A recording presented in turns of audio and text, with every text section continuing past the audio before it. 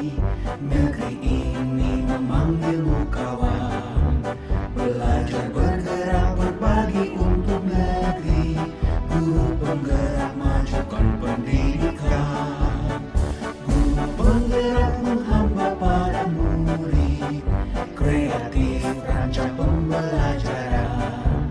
Hargai potensi, tingkatkan prestasi. Lahirkan profil pelajar Pancasila. Belajar bergerak berbagi untuk negeri. Kita menjalin kolaborasi. Belajar bergerak berbagi untuk negeri. Demi bakti pada Ibu Pertiwi.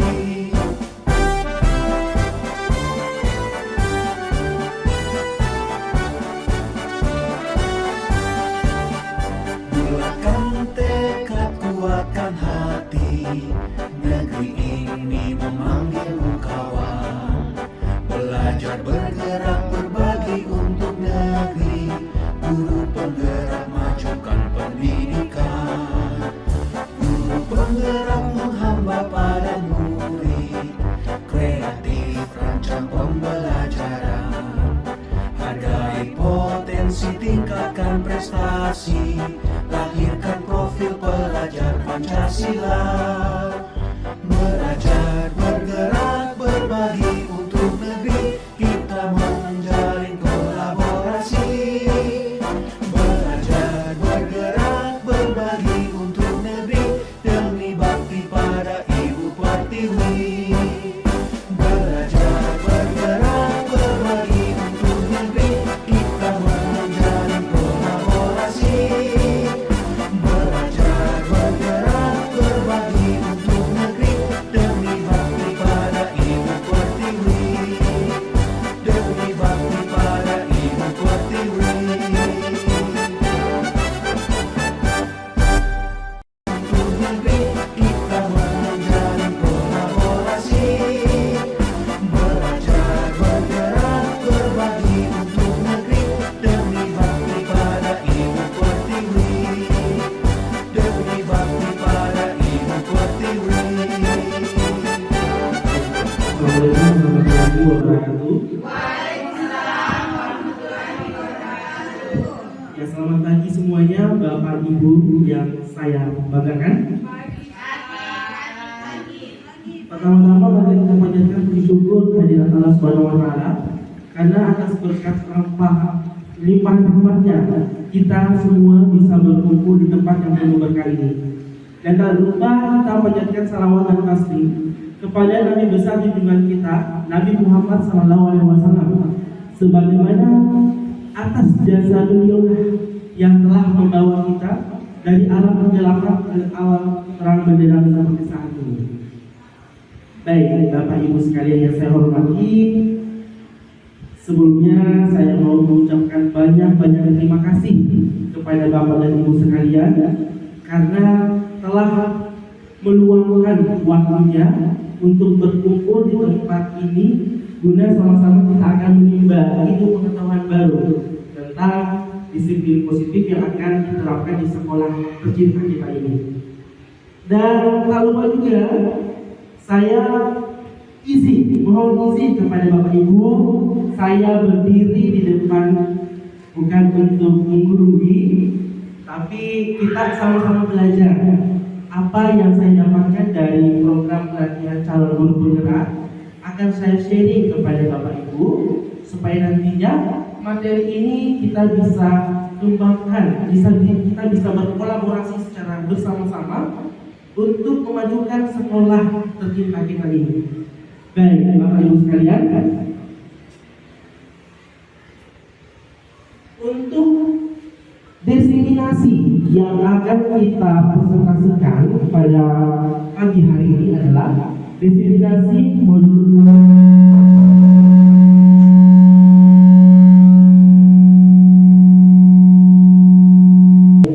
1.4 tentang budaya positif. Mendengar kata budaya positif, ya, kita semuanya sudah dan selalu sampai sekarang menerapkan budaya tersebut dalam aktivitas kita sebagai seorang pendidik. Nah, selanjutnya, apa itu budaya positif? Baik, Bapak Ibu sekalian, budaya positif adalah suatu pembiasaan yang bernilai positif, di mana di dalamnya adalah sejumlah kegiatan-kegiatan yang mampu menumbuhkan karakter murid. Budaya positif di sekolah sangat penting dalam mengaplikasikan nilai-nilai atau keyakinan sekolah yang berpihak kepada murid, agar mereka dapat berkembang menjadi pribadi yang kritis, penuh hormat dan bertanggung jawab sesuai dengan profil pelajar Pancasila.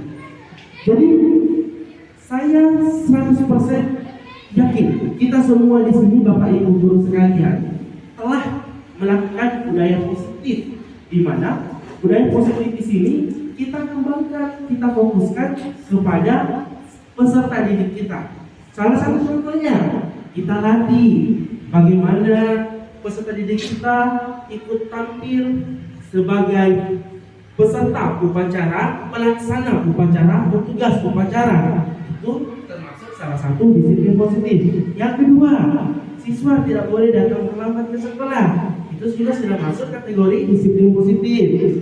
Ketiga, bagaimana siswa melaksanakan tanggung jawabnya sebagai seorang pelajar dengan cara mengikuti dan aktif dalam proses pembelajaran dan juga mengerjakan tugas yang diberikan oleh Bapak dan Ibu guru. Ya, jadi semua ini tentang budaya positif telah kita lakukan. Jadi saya harap semoga dan seterusnya kita bisa mampu berkolaborasi melakukan budaya-budaya positif demi kemajuan karakter peserta didik kita menuju profil Pancasila. Selanjutnya,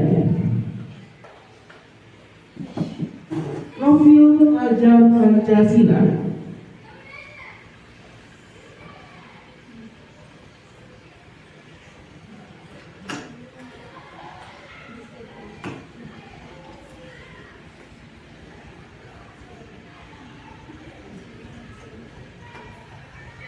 Baik, profil pelajar Pancasila di sini ada 5. Yang pertama, beriman, bertakwa kepada Tuhan Yang Maha Esa dan berakhlak mulia.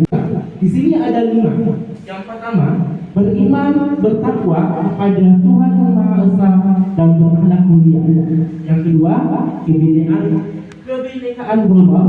Ketiga, bergotong royong. Keempat, kreatif. Kelima, bernalar kritis, dan yang terakhir, mandiri. Sekarang kita akan jabarkan satu persatu tentang profil pelajar Pancasila.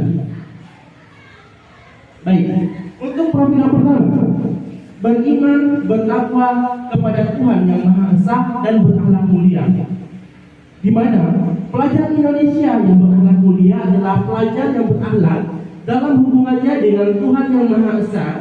Ia memahami ajaran agama dan kepercayaannya serta menerapkan pemahaman tersebut dalam kehidupan sehari-hari. Oke, salah satu contoh yang telah kita terapkan dalam kehidupan sehari-hari yang berhubungan dengan poin pertama.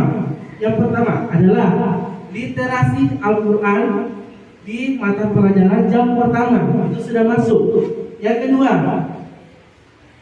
sholat berjamaah, sholat zuhur berjamaah di musola, itu sudah masuk di poin pertama. Selanjutnya, untuk poin kedua, berkebinekaan global.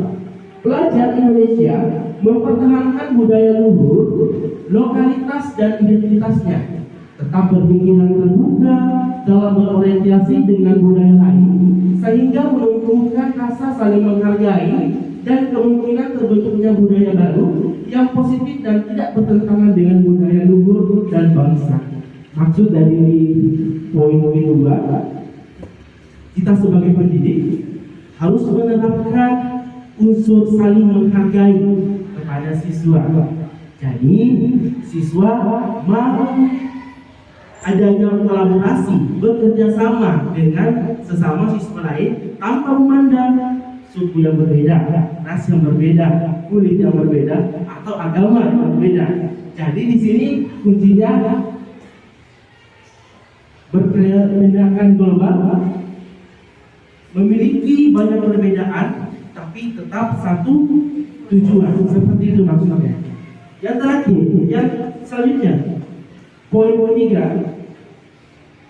gotong royong. Pelajar Indonesia memiliki kemampuan gotong royong, yaitu kemampuan untuk melakukan kegiatan secara bersama-sama dengan sukarela agar kegiatan yang dikerjakan dapat berjalan lancar, mudah dan ringan. Nah, baik. Gotong royong juga di sini telah kita terapkan dalam kehidupan sehari-hari.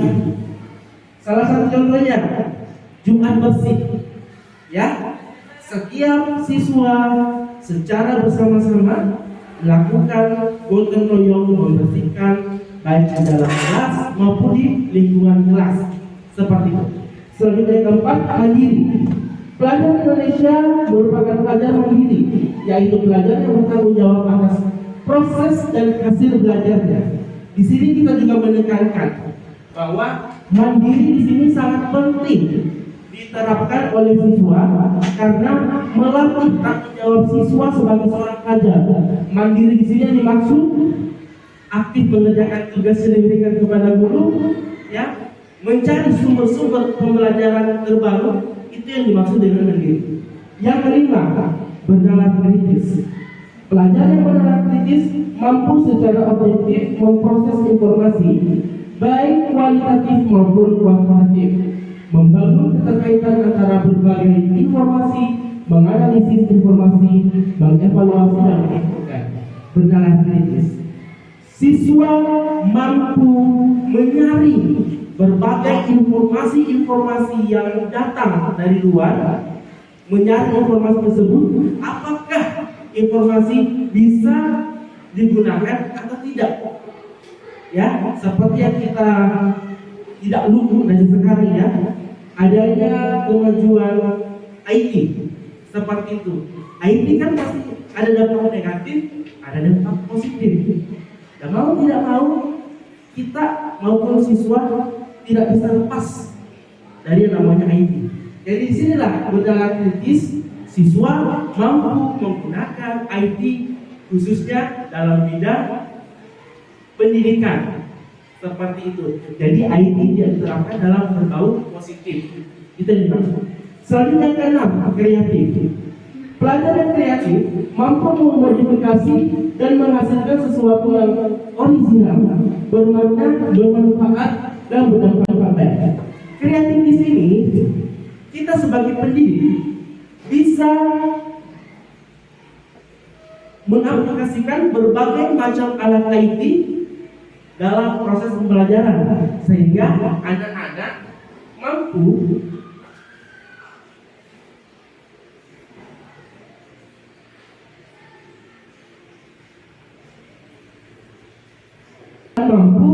berkreatif menciptakan proses pembelajaran yang efektif dan efisien. Jadi proses pembelajarannya tidak berpihak kepada teacher center atau guru, melainkan berpusat kepada student center atau pelajaran berpihak kepada murid. Kenapa? Karena IT bisa kita kreatifkan sebagai bahan untuk membuat alat metode pembelajaran atau media pembelajaran seperti itu. Selanjutnya, konsep utama budaya positif. Baik Bapak Ibu, untuk konsep utama budaya positif di sini ada 6. Yang pertama, perubahan paradigma belajar. Kedua, disiplin positif. Ketiga, kebutuhan dasar manusia. 4, keyakinan kelas. 5, posisi kontrol. Dan terakhir, segitiga resolusi. Sekarang kita jabarkan untuk poin pertama. Perubahan paradigma belajar. Pembelajaran yang dirancang berdasarkan prinsip pembelajaran yang berdiferensiasi. Apa yang dimaksud dengan diferensiasi? Pembelajaran yang kita buat agar siswa aktif dalam proses pembelajaran tersebut. Selanjutnya, sehingga setiap murid dapat belajar sesuai dengan kebutuhan dan tahap perkembangannya untuk mewujudkan program Raja Pancasila. Untuk pembelajaran berdiferensiasi di sini ada 2. Yang pertama, usaha untuk menyesuaikan proses pembelajaran di kelas untuk memenuhi kebutuhan belajar individu setiap peserta didik. Pembelajaran yang mengakomodir kebutuhan belajar murid yaitu guru memfasilitasi peserta didik sesuai kebutuhannya masing-masing, baik dari segi kesiapan belajar, bakat dan minatnya. Yang kedua, melakukan pembelajaran berdiferensiasi tentunya akan terpenuhi harapan dan kebutuhan peserta didik. Pembelajaran akan menjadi bermakna dan suasana proaktif karena peserta didik terlibat langsung dalam proses pembelajaran yang sesuai dengan kodrat alam dan zaman. Maksud dari pernyataan tersebut adalah dalam satu kelas, anggaplah 30 siswa. 30 siswa itu memiliki karakter yang berbeda-beda, memiliki kemampuan yang berbeda-beda. Jadi tidak semuanya sama. Maka dari itu, kita sebagai seorang pendidik ya mampu mengetahui apa kebutuhan mendasar yang dibutuhkan oleh peserta didik. Jadi jangan sampai antara siswa pertama dan siswa kedua kita samakan metodenya. Berbeda penerapan metode antara siswa yang lebih cepat tangkap dengan bahkan lambat untuk menangkap. Itu berbeda. Jadi bagaimana cara kita menerapkan teknik-teknik pembelajaran yang sesuai dengan kebutuhan para peserta didik. Seperti itu. Dan kunci utama juga ini, proses pembelajaran yang sesuai dengan kodrat alam dan zaman. Ya, zaman sekarang IT pasti berhubungan juga. Makanya bagaimana cara kita membuat media pembelajaran yang interaktif sehingga siswa berfokus pada proses pembelajaran seperti menggunakan IT. Siswa cenderung main HP. Jadi bagaimana kita mensiasati HP tersebut bisa dijadikan sebagai alat pembelajaran. Seperti itu ya. Selanjutnya, disiplin positif untuk poin kedua. Baik, Bapak Ibu sekalian, di sini ada 3 pertanyaan pengantin. Apakah Bapak Ibu setuju dengan pernyataan ini? Yang pertama, hukuman dapat mendisiplinkan anak. Apakah Ibu setuju? Setuju. Baik. Yang kedua, pemberian hukuman dengan hal positif seperti membaca atau membersihkan halaman sekolah dapat meningkatkan disiplin anak. Setuju Bapak Ibu? Setuju. Baik. Yang ketiga, memberi penghargaan dapat meningkatkan motivasi belajar anak. Setuju? Oke, baik. Terima kasih. Jadi itu ada 3 pertanyaan pemanis. Selanjutnya, disiplin positif. Di sini ada penjabaran, ada 3 kolom. Dalam budaya, kita menganggap kata disiplin dimaknai menjadi sesuatu yang dilakukan seseorang pada orang lain untuk mendapatkan kepatuhan. Kita cenderung menghubungkan kata disiplin dengan kepatuhan. Berarti antara kata disiplin dan patuh erat kaitannya. Ya. Selanjutnya, sebagai pendidik, tujuan kita adalah menciptakan anak-anak yang memiliki disiplin diri, sehingga mereka bisa berperilaku dengan mengacu pada nilai-nilai kebajikan universal dan memiliki motivasi intrinsik bukan ekstrinsik. Terakhir, disiplin positif merupakan salah satu cara penerapan disiplin yang bertujuan untuk menumbuhkan kesadaran serta memberdayakan anak untuk melakukan sesuatu tanpa sodokan, ancaman maupun hukuman. Jadi kuncinya di sini disiplin positif sebab kita sebagai seorang guru sepenuhnya memberikan kontrol diri kepada siswa. Ya, jadi setiap anggaplah ada siswa kita yang bermasalah, boleh kita berhadapan, bicara tatap muka, menggali apa sebabnya sehingga anak tersebut bisa bermasalah. Kita memberikan pengertian. Jadi nasihat yang kita berikan kepada anak-anak kita itu akan diresapi di sini. Jadi anak-anak tanpa perlu unsur dari A, B, C, D, mereka bisa yakin kalau sudah tertanam dalam hati pasti mereka akan merubah perilakunya. Kita coba bayangkan Ibu, konteksnya beda. Apabila kita mendisiplinkan anak melalui hukuman. Pasti lama-kelamaan pasti yang ada dalam anak itu jengkel. Tidak ada tidak ada rasa bersalah. Oh, saya memang salah, seperti itu. Jadi besar peluang untuk anak-anak tersebut melakukan kesalahan yang sama. Ya, jadi kita melakukan pendekatan, memberikan nasihat, sentuh hatinya. Pasti anak itu akan berpikir, oh, saya memang salah. Jadi dari isu tersebut terciptalah disiplin positif yang murni dari dalam hati anak tersebut. Selanjutnya, konsekuensi. Konsekuensi sama artinya dengan akibat.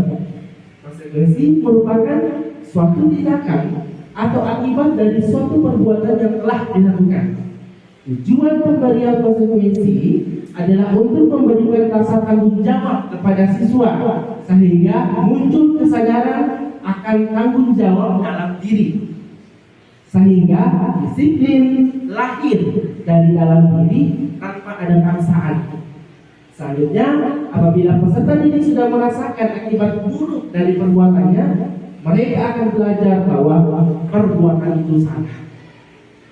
Salah satu contohnya, Ibu, ada siswa kita yang pernah kecelakaan gara-gara balapan liar. Nah, si anak tersebut sudah kelas 3. Otomatis untuk belajar sekolah tidak bisa. Maka dari situ kita ke rumahnya berikan nasihat. Coba kalau tidak balapan, akibatnya tidak seperti ini ya. Teman tersebut akan sadar, oh ternyata apa yang saya lakukan selama ini salah. Otomatis saya mendapatkan musibah, proses pembelajaran saya terhambat. Seperti itu. Selanjutnya, Bapak Ibu sekalian, 3. Kebutuhan dasar manusia. Baik. Di sini untuk kebutuhan dasar manusia, terutama untuk siswa kita, ada 5 poin. Yang pertama, bertahan hidup. Maksud dari bertahan hidup, ya, baik kita sebagai pendidik maupun siswa pasti memerlukan yang namanya sandang, papan, dan pangan. Baik dari siswa pasti membutuhkan baju ke sekolah, pakaian ke sekolah, buku, tas. Siswa juga butuh makanan dan minuman tidak? Betul, iya. Karena tanpa makanan dan minuman, otomatis siswa akan lapar di sekolah dan konsentrasi pembelajaran akan terganggu. Itu. Yang selanjutnya, bertahan hidup itu ada yang namanya siswa butuh rasa aman. Ya, butuh rasa aman dari segala jenis gangguan, dari gangguan dalam maupun dari gangguan luar. Ya. Untuk poin kedua, kasih sayang dan rasa diterima. Seperti yang saya paparkan tadi, setiap siswa memiliki karakter yang berbeda-beda satu sama lain. Dan ada yang nakal, yang minta ampun, ada yang sabar, dan lain-lain. Tapi di sini semuanya itu pasti membutuhkan kasih sayang dan rasa diterima. Semua siswa butuh kasih sayang dari gurunya. Mereka juga ingin diterima. Jadi kita sebagai seorang pendidik, ya, saya harapkan, terutama saya pribadi, kita semua ratakan kepada siswa kita kasih sayang kita. Jadi tidak ada anggapan dibeda-bedakan, begitu ya, seperti itu Bapak Ibu. Selanjutnya untuk poin ketiga, kebebasan. Maksud dari kata kebebasan di sini, setiap siswa diberikan kebebasan untuk mengeksplor kemampuan mereka. Contohnya di bidang ekskul, ada yang berminat di pramuka, boleh kita arahkan ke pramuka. Ada yang berminat di bahasa Inggris, boleh kita arahkan ke bahasa Inggris. Seni, tari-tari, boleh kita arahkan ke situ. Jadi semuanya kita berikan kebebasan anak yang mana kegiatan yang ingin mereka terapkan yang sesuai dengan bakat mereka dari lahir seperti itu ya. Selanjutnya untuk kesenangan. Ya, maksud dari kesenangan di sini dalam proses pembelajaran, siswa lebih senang sesuatu yang bersifat menarik, bukan monoton. Contohnya, kita tadi menggunakan alat IT, ya, otomatis siswa pasti akan senang, akan terpancing aktivitasnya untuk aktif dalam proses pembelajaran. Coba seandainya kita berfokus kepada teacher center, 100% semua pembelajaran didominasi oleh guru, otomatis siswa tidak senang. Kenapa tidak senang? Karena mereka butuh suatu sentuhan. Bagaimana cara mereka agar bisa aktif, student center, siswa aktif dalam proses pembelajaran, bisa menggunakan model pembelajaran, menggunakan IT, ya seperti itu. Terakhir, penguasaan. Maksud dari penguasaan di sini ada gambar piala. Penguasaan. Semua siswa memiliki hak bahwa mereka bisa untuk menjadi juara kelas. Seperti itu. Juara pertama, juara umum, dan lain sebagainya. Jadi mereka antara penguasaan dan kebebasan ini sangat erat kaitannya. Ya, mereka ikut lomba bahasa Inggris, ingin mengembangkan kemampuan bahasa Inggrisnya, ya, potensi yang ada, itu yang maksudnya penguasaan. Jadi penguasaan identik dengan keterampilan siswa, bagaimana cara kita mengeksplor kemampuan siswa agar apa bakat yang dimiliki siswa bisa berkembang, ya, bisa berprestasi, ya, bukan hanya di sekolah, keluar juga membawa nama sekolah, itu bisa berpotensi sekali, seperti itu. Baik, Bapak Ibu sekalian, untuk selanjutnya keyakinan kelas. Poin keempat, keyakinan kelas adalah salah satu disiplin positif yang bisa kita terapkan dalam membangun budaya positif di sekolah. Dengan adanya keyakinan kelas di setiap kelas, diharapkan dapat mewujudkan tujuan pendidikan yang berorientasi kepada profil pada Pancasila. Adapun tujuannya, pertama, menumbuhkan budaya positif dengan membuat kesepakatan kelas dengan melakukan pembiasaan positif di kelas. Kedua, menumbuhkan sikap tanggung jawab pada diri peserta didik atas pemilihan aspirasi idenya melalui kesepakatan kelas. Dan yang terakhir, menumbuhkan rasa menghargai diri sendiri dan orang lain. Maksud dari keyakinan kelas di sini seperti ini.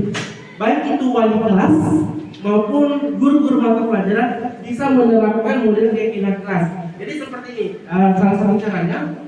Yang pertama, kita berdiskusi kepada siswa.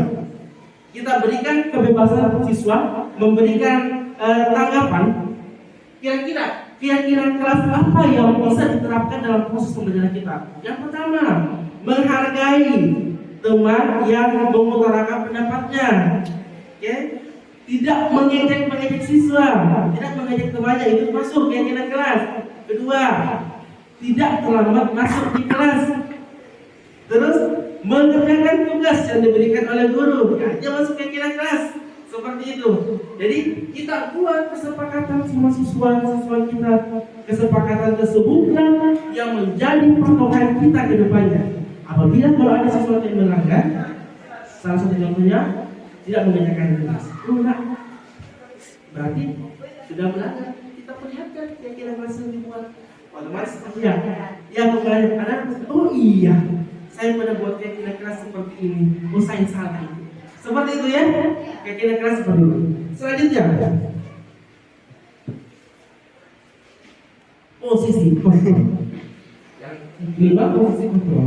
Posisi kontrol sebagai seorang pendidik ada 5. Yang pertama, penghukum.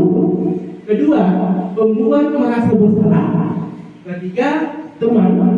Keempat, pemantau. Dan kelima, manajer. Bagaimana penjabaran dari kelima posisi kontrol tersebut? Berikut ini Bapak Ibu, saya akan memutarkan video ilustrasi terkait posisi kontrol guru terhadap siswanya.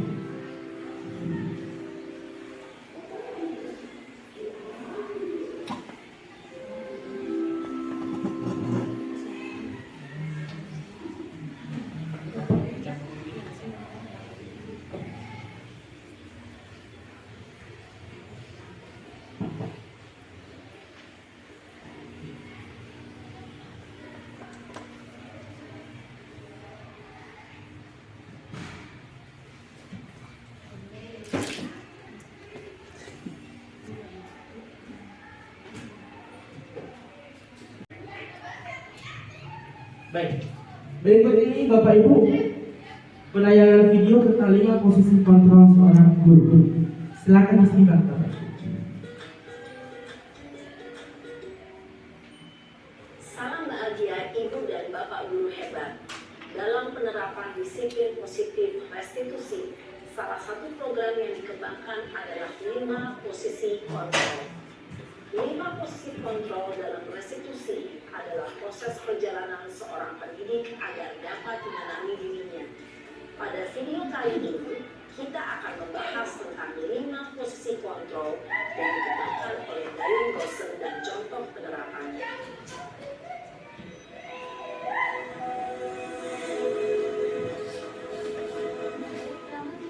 5 posisi kontrol itu adalah 1. Posisi penghukum. 2. Posisi pembuat merasa bersalah. 3. Posisi teman.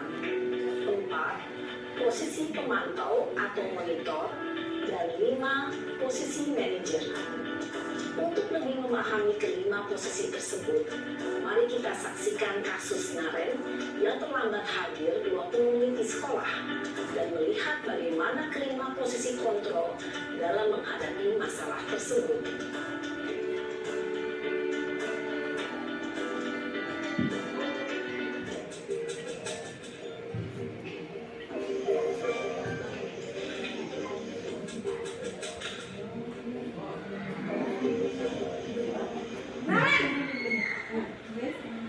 Sini kamu.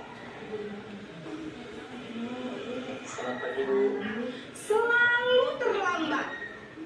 Kamu deh, pasti terlambat. Maaf, Bu. Saya... Apa? Apa coba? Alasan kamu apa lagi? Kapan sih kamu tidak terlambat? Malas sekali ya kamu jadi anak. Saya... Dasar pemalas. Gak kapok-kapok sih kamu. Sudah berapa kali terlambat? Sana, kamu keliling lapangan basket 2 kali. Kenapa saya harus ke lapangan basket, Bu? Kenapa? Kamu melawan ibu? Berani-beraninya jawab. Sudah terlambat, masih berani jawab pula. Sekarang, keliling lapangan basket 5 kali sekalian. Biar kapok. Cepat. Pergi sana ke lapangan basket. Posisi penghukum biasanya berbicara dengan nada tinggi, menghardik, menunjuk-nunjuk, menyakiti, dan menyindir. Hukuman bisa berupa fisik maupun psikis. Ibu dan bapak guru hebat, dampak yang terjadi pada murid ketika guru berada pada posisi penghukum. Murid cenderung akan memberontak, bahkan menyerah.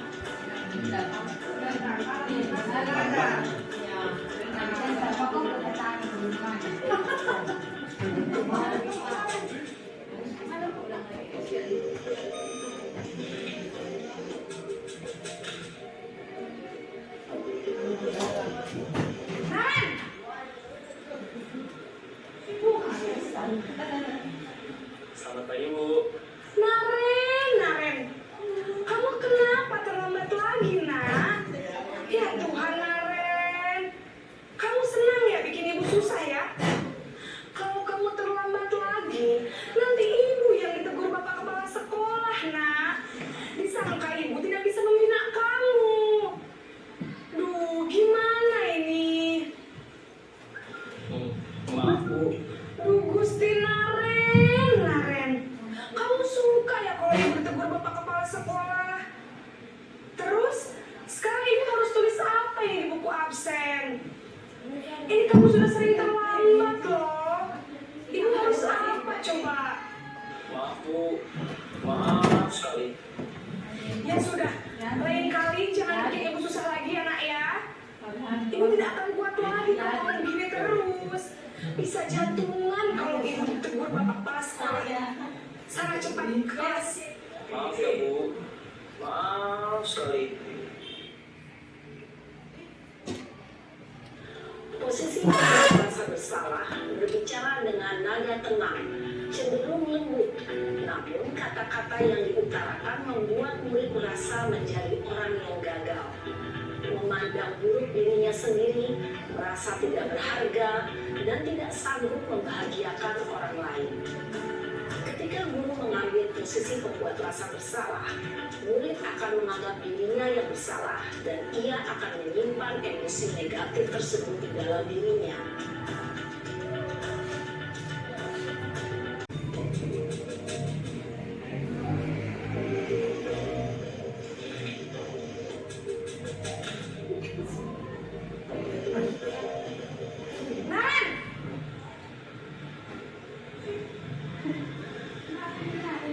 Selamat pagi, Bu. Wah, sudah jam berapa ini, Nak? Terlambat lagi ya, sayang. Iya, Bu. Habis ibu saya lupa membangunkan saya, Bu. Kamu malah menyalahkan ibu kamu. Kamu bukannya anak yang larinya paling kencang. Kok terlambat sih? Iya, Bu. Saya memang terlambat bangun tadi. Jadi, biarpun saya lari kencang, tetap nggak kekejar, Bu. Ya sudah sana. Nanti lain kali larinya lebih kencang lagi ya. Biar gak terlambat lagi. Bikin seneng ibu. Demi ibu. Bisa kan?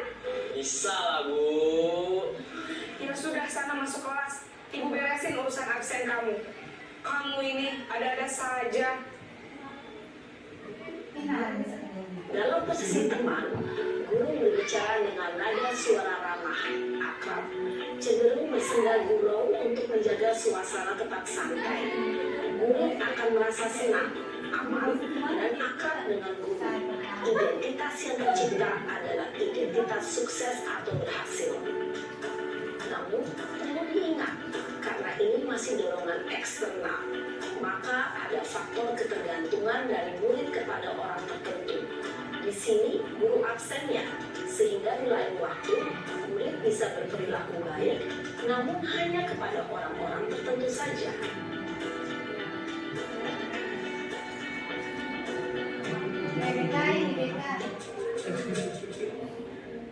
Yang ketiga gurunya terlambat.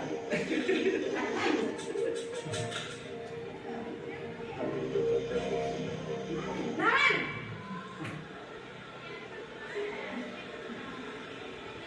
Selamat pagi, Bu.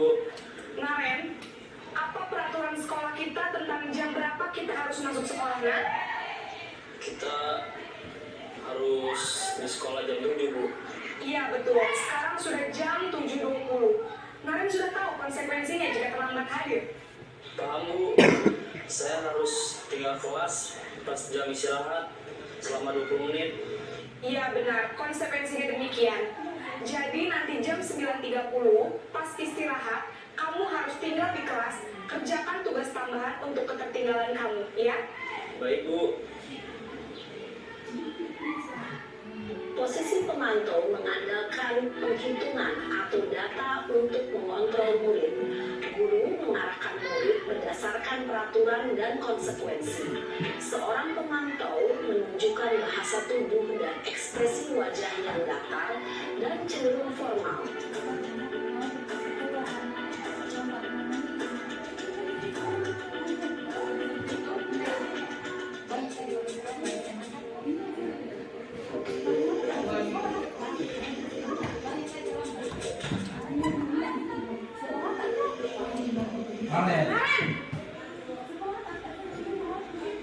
Ada.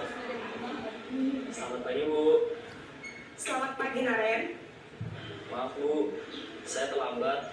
Iya, sekolah masuknya jam 7, sekarang sudah jam 7.20. Jadi sekarang bagaimana ini, Naren? Maaf, Bu. Saya lupa setel alarm saya semalam. Baiklah, menurut kamu, keyakinan sekolah yang mana yang perlu kamu tingkatkan? Menghargai diri sendiri dan orang lain mungkin, ya, Bu. Setuju. Jadi, apakah Naren meyakini prinsip saling menghormati tersebut? Iya, Bu. Saya meyakininya. Apakah Naren bersedia memperbaiki masalah keterlambatan ini? Bersedia, Bu. Bagaimana kamu akan perbaiki masalah keterlambatan ini? Saya akan coba untuk tidak lupa menyetel alarm saya, Bu. Baik, kalau Naren lupa menyetel alarm di rumah, ada orang yang kira-kira bisa bantu mengingatkan tidak? Ada, Bu. kata saya, Kak Emma. Ada lagi selain Kak Emma? Selain Kak Emma, ada ibu saya. Baik, jadi yang mengingatkan Naren adalah Kak Emma dan ibu kamu ya? Kira-kira akan mulai start alarm kapan nih Naren? Emma, ada ibu saya. Baik, jadi yang mengingatkan Naren adalah Kak Emma dan ibu kamu ya? Kira-kira akan mulai start alarm kapan nih Naren? Setelah pulang sekolah, akan segera saya lakukan. Baik, jadi Naren akan setel alarm untuk bangun besok pagi dan akan diingatkan oleh kakak dan ibunda Naren ya. Ada lagi yang mungkin perlu dilakukan Naren agar tidak terlambat bangun lagi? Tidak ada, Bu. Baik Naren, terima kasih untuk kerjasama kamu. Sekarang kamu perlu kembali ke kelas untuk belajar. Baik, Bu. Terima kasih. Posisi manajer adalah posisi kontrol yang disarankan untuk membimbing murid memiliki sikap disiplin yang positif, yaitu murid yang mandiri, bertanggung jawab, dan dapat memecahkan masalah. Tujuan dari posisi ini adalah agar murid dapat berefleksi atas tindakannya. Guru akan dengan tulus memberikan pertanyaan-pertanyaan bermakna, sehingga membuat murid dapat belajar dari kesalahannya dan mencari sebuah solusi untuk menyelesaikannya. Ibu dan Bapak guru hebat, setelah mengamati adegan kelima posisi kontrol tadi, kira-kira posisi mana yang paling ideal? Posisi mana yang dapat menunjang motivasi intrinsik murid? Ya, tentu posisi manajer. Posisi ini memang posisi ideal yang ingin dituju setiap pendidik. Pada posisi inilah, guru dapat menerapkan disiplin positif yang berpihak pada murid, yang memerdekakan murid. Perjalanan seorang pendidik tentunya tidak mudah untuk sampai pada posisi seorang manajer. Namun, tujuan kita pasti, yaitu menciptakan murid-murid yang mandiri, merdeka, dan bertanggung jawab. Semoga penggambaran 5 posisi kontrol yang telah diperlihatkan ini dapat menjadi ajang refleksi bagi kita semua, agar dapat terus mengasah dan menerapkan disiplin positif yang memerdekakan murid. Mari terus berlatih dan bersemangat. Selamat menerapkan. Salam dan bahagia Ibu dan Bapak guru hebat.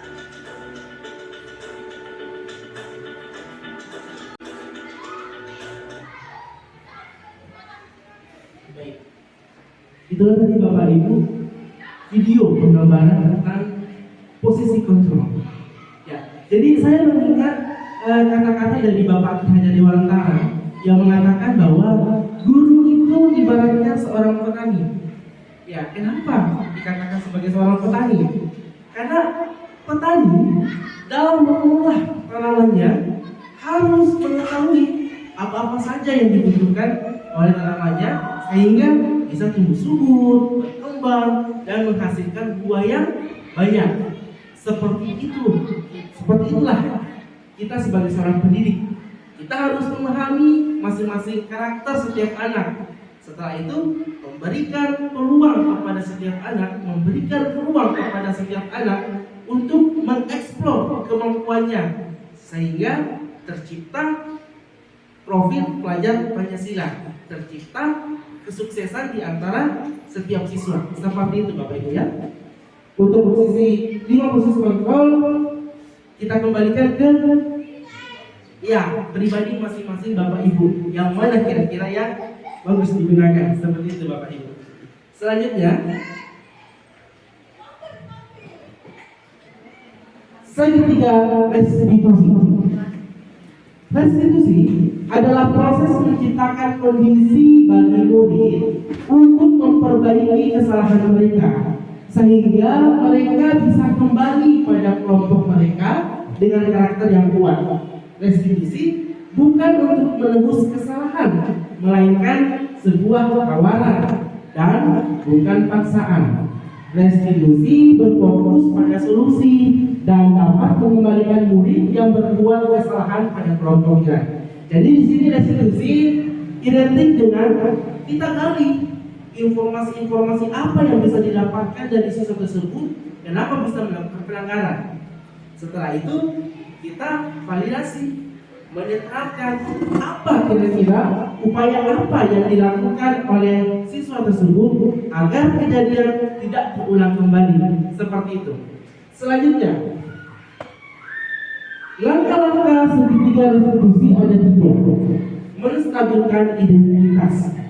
Ya, yang dimaksud menstabilkan identitas, kita tidak memojokkan anak-anak dengan menggunakan kata-kata yang kasar seperti itu ya, melainkan memberikan penguatan dulu. Yang kedua, memvalidasi tindakan yang salah. Kita meng-cross check apakah tindakan yang dilakukan siswa melanggar aturan sekolah, melanggar aturan kelas atau tidak, seperti itu. Yang ketiga, menanyakan keyakinan. Kira-kira solusi apa yang bisa diterapkan kepada anak? Langkah-langkah apa yang bisa dilakukan anak agar kesalahannya tidak terulang kembali? Ya, selanjutnya, di sini ada contoh kasusnya. Melanggar peraturan sekolah, datang terlambat. Sebagaimana adalah siswa kelas 2 SD SMK dari Sekolah Kembang. Pada saat proses jam pelajaran bahasa Inggris sedang berlangsung, dia datang terlambat. Saat memasuki ruang kelas, dia menunduk dan terlihat ketakutan. Ternyata dia terlambat ke sekolah karena begadang semalaman, sehingga dia terlambat bangun. Untuk lebih lanjutnya, boleh bisa putarkan video lagi? Baik, terima kasih Bapak Ibu.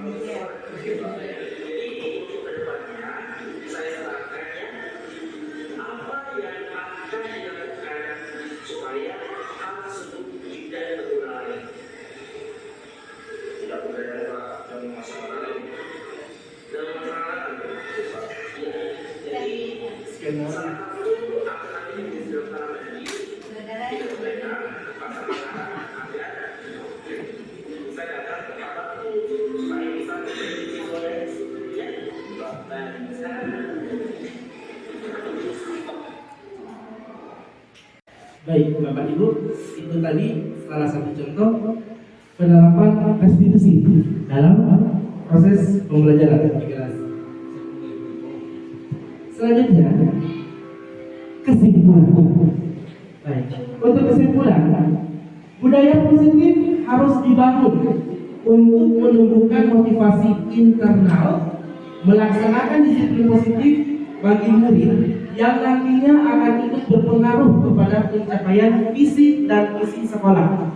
Selanjutnya, membangun budaya positif tentu saja tidak bisa dilakukan sendiri, melainkan butuh kolaborasi dari semua warga sekolah, mulai dari kepala sekolah, guru, tenaga pendidikan dan murid, bahkan dibutuhkan juga dukungan dari orang tua dan komite sekolah. Jadi mulai dari sekarang, ya saya harapkan marilah kita sebagai pendidik berkolaborasi bersama-sama, membangun budaya positif di sekolah, membangun karakter peserta didik kita demi mencapai visi dan misi sekolah kita. Baik, seperti itu Bapak Ibu sekalian. Terima kasih. Salam dan bahagia Ibu dan Bapak guru hebat. Itulah tadi presentasi tentang destinasi budaya positif yang telah kami paparkan. Selanjutnya saya persilakan Bapak Ibu yang ingin melakukan refleksi terhadap materi tentang budaya positif. Silakan Ibu, silakan. Bismillahirrahmanirrahim. Assalamualaikum warahmatullahi wabarakatuh. Waalaikumsalam warahmatullahi wabarakatuh. Terima kasih atas kesempatan yang diberikan kepada saya Bapak. Saya ingin refleksi materi yang telah Bapak berikan tadi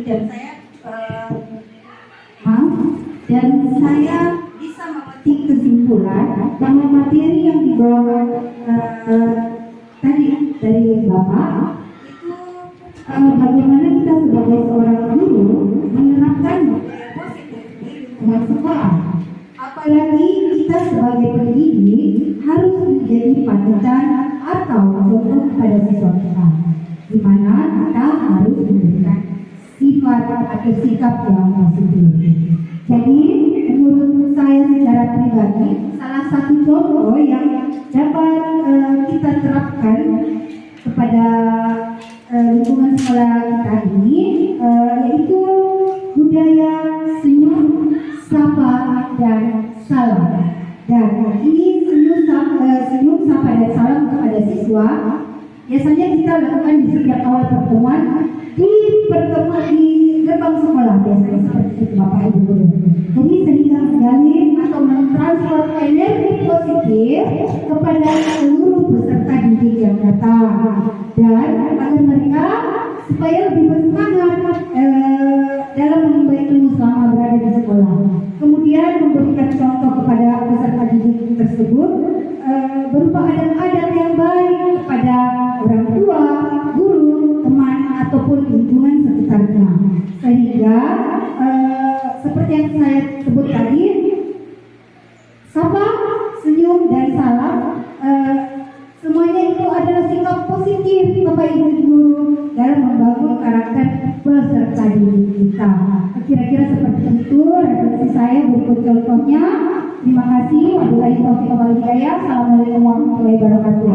Salam berbagi, salam bahagia Bapak Ibu guru hebat. Terima kasih. Terima kasih banyak Ibu atas refleksi dan masukan yang dilontarkan kepadaku.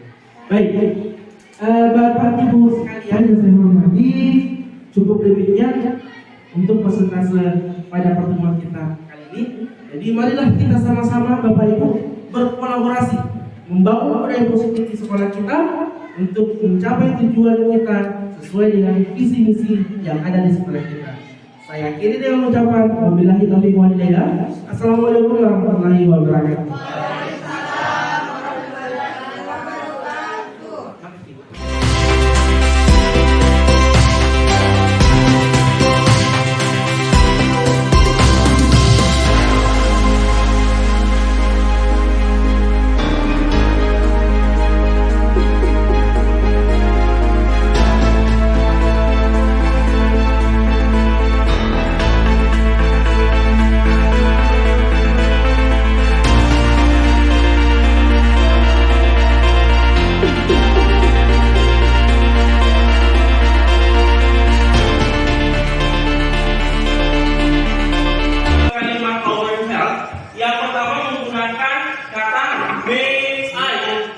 Waalaikumsalam, silakan masuk.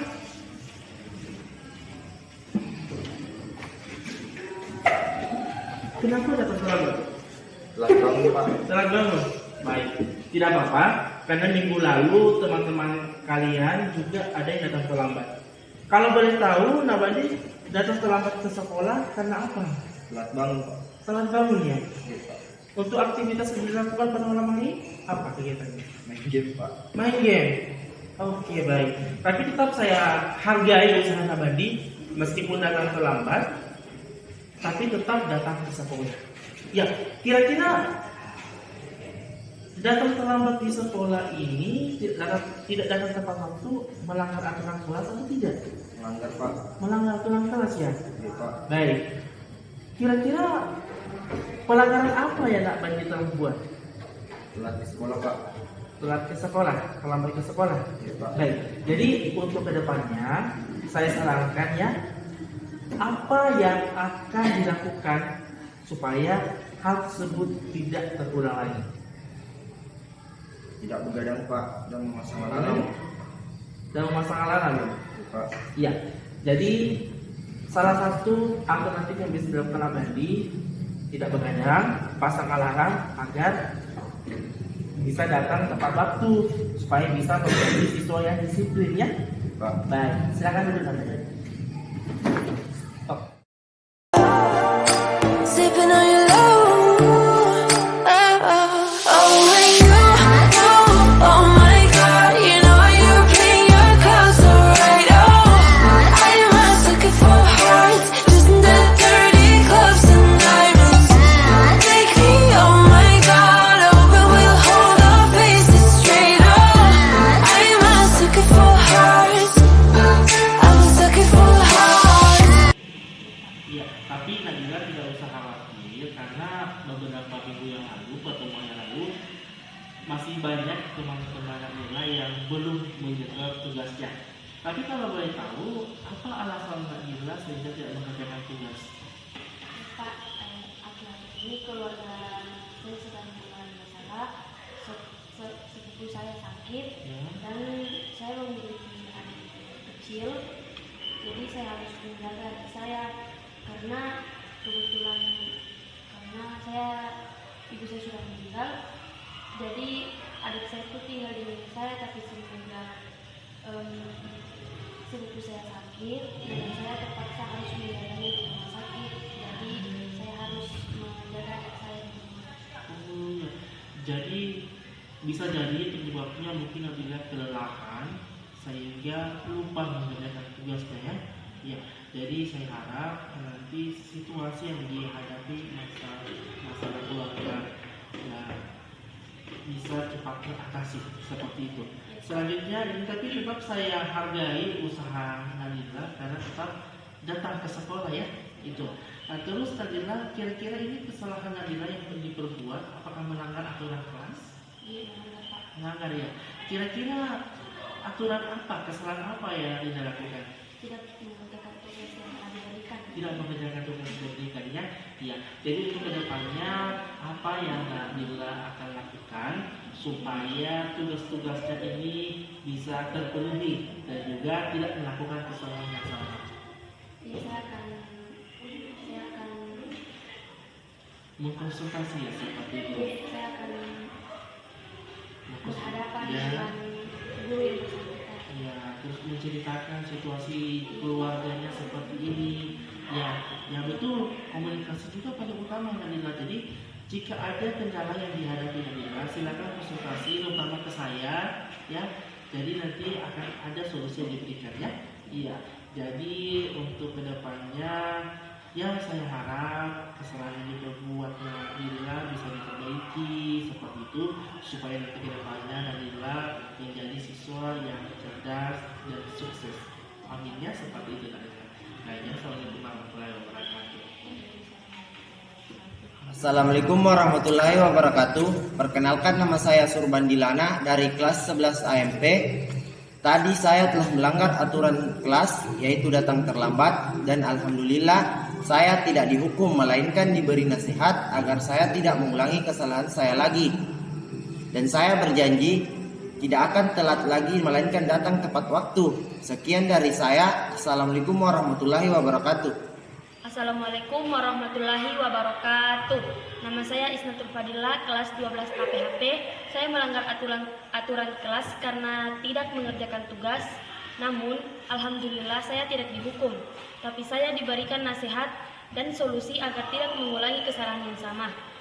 Sekian dari saya. Assalamualaikum warahmatullahi wabarakatuh.